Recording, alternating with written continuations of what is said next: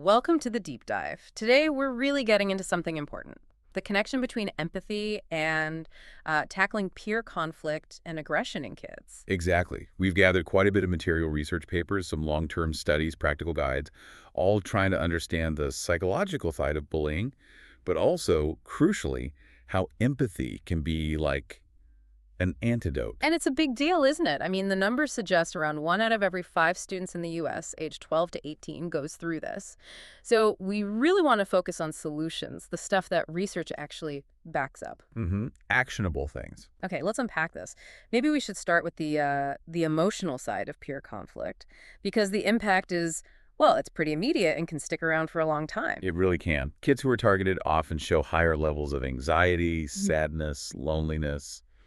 The tough stuff. And that shows up physically too, right? Like affecting sleep or eating. Absolutely. Changes in sleeping, eating patterns, those are common signs that something's wrong emotionally.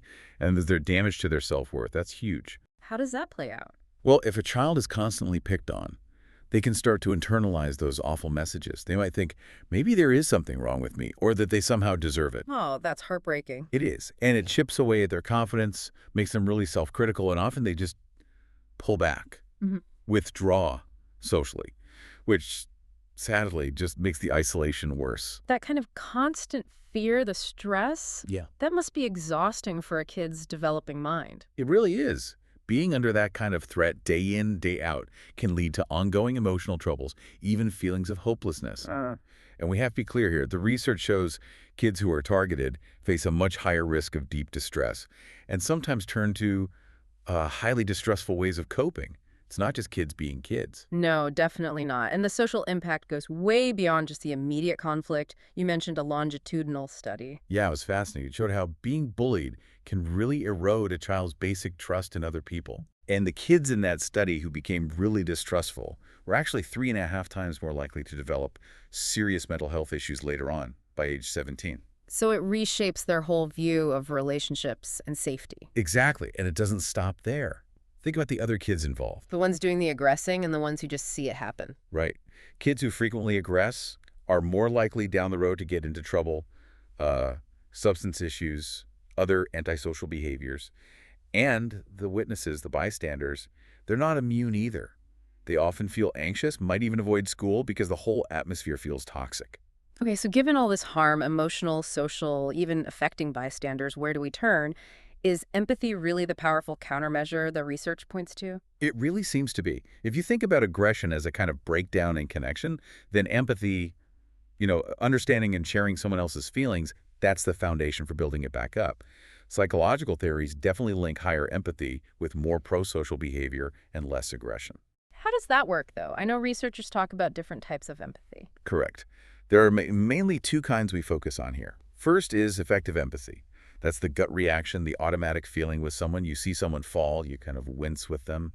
That's effective empathy, feeling their distress. Got it. The feeling part. Yeah. Then there's cognitive empathy.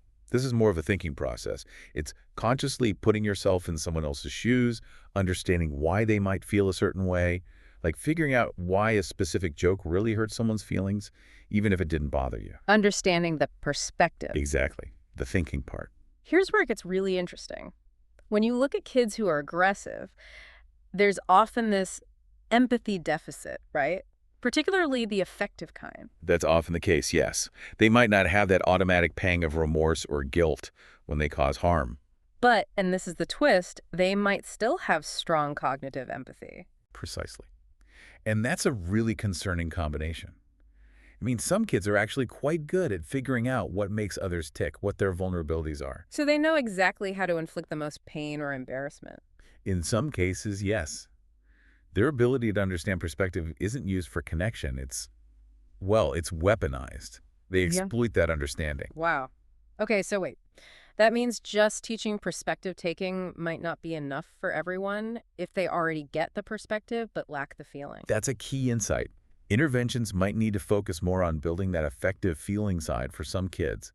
But let's flip this around. What about the bystanders? This is where empathy becomes incredibly powerful. How so? High empathy can turn a passive witness into an active upstander. Someone who sees what's happening, feels the victim's distress, that effective empathy kicks in and feels compelled to step in. And that makes a difference. A huge difference. Peer intervention often stops the aggression right there. More importantly, it sends a powerful message to everyone else. This isn't okay here. It shifts the whole group norm. What's fascinating here is the amount of evidence showing that empathy isn't just some fixed trait you're born with. It can absolutely be learned and strengthened. Like through specific programs. Exactly. There are intervention studies that prove it. For example, one study back in 2012 by Shahayan worked with sixth graders for 11 weeks. What did they do? Lots of discussions, activities focused on taking other people's perspectives, and the results were pretty clear. The kids showed a significant jump in empathy levels. Okay, but did it change behavior? It did. They checked again 60 days after the program ended, and there was a noticeable drop in bullying incidents. The empathy boost seemed to stick and translate into action. That's encouraging. Very. Then there's another study, more recent, by Pallaud and Pascal in 2023. This one was shorter, just a 5-day intensive training for third graders. Younger kids, what did they find? They also saw empathy increase. But the really interesting bit was about reducing verbal aggression. That only happened significantly when the teacher was actively involved in reinforcing the lessons day to day. Ah, so the adult role is critical. You can't just teach the lesson and walk away. Exactly. Consistent modeling and reinforcement by adults seems vital to make it stick, especially for younger kids. And what about situations where the conflict is about differences, like race, religion, background, that sort of thing, bias-motivated stuff? That's a really important question.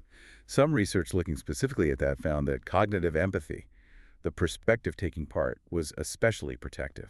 So teaching kids to consciously understand and value different viewpoints is key to tackling prejudice. It seems to be a major factor, yes.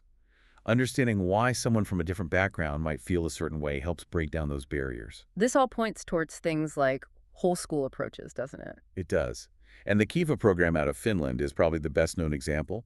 It's had remarkable success. What's their focus? A big part of Kiva is changing bystander behavior. They train kids to recognize distress, feel that effective empathy for victims, and intervene safely.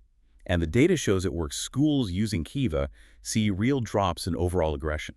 It changes the culture. Okay, so the research is solid. Empathy can be taught, and it works. How do we bring this down to earth for parents, for teachers? What are the practical steps? Well, first is just being aware, knowing the warning signs. Early detection helps a lot. Right. So for a child who might be being targeted, what should people look out for? Things like unexplained physical complaints, frequent headaches, stomach aches that the doctor can't find a cause for, maybe a sudden drop in grades or wanting to avoid school, losing friends, pulling back socially, or just seeming really down or anxious. Those shifts in behavior. Exactly. And for a child who might be engaging in aggressive behavior, What are the signs there? you might see them getting into conflicts more often, always blaming others, seeming to lack remorse or empathy when they hurt someone. Sometimes, maybe they suddenly have new things, unexplained money or possessions, which could indicate they're taking things from others. Okay, so recognizing the signs is step one. What about interrupting the cycle? This is where things like social emotional learning or SEL programs come in. They're designed to build these skills. Like that Roots of Empathy program. Yes, that's a fantastic example. Bringing an actual baby and parent into the classroom. Kids observe the baby's emotions, talk about feelings. It sounds simple, but it's incredibly effective at boosting empathy and reducing aggression. And what about consequences? Is it just about punishment?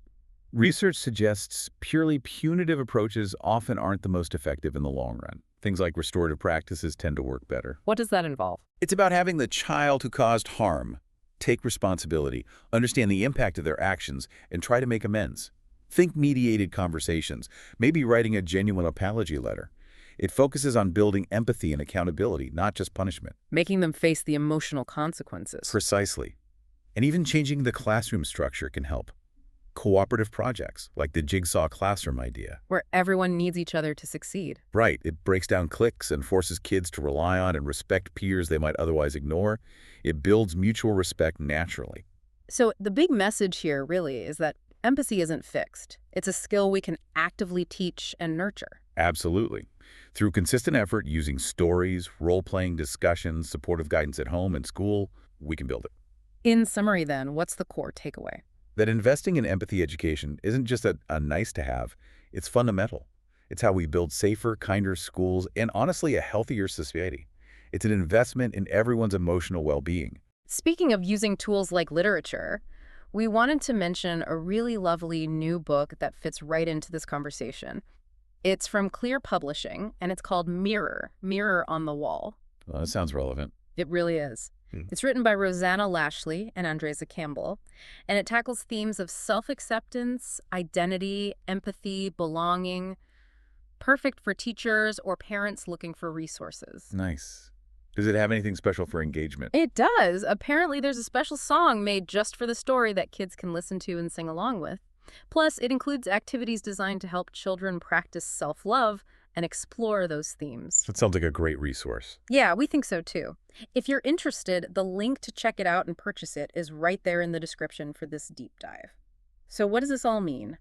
When you boil it down, the research is pretty clear. We spend a lot of time focusing on the bully and the victim, but maybe the real power, the real leverage for change actually sits with the bystander. The peer group. So the question for all of us is, what small act of empathy will you model today to help empower that next generation of upstanders?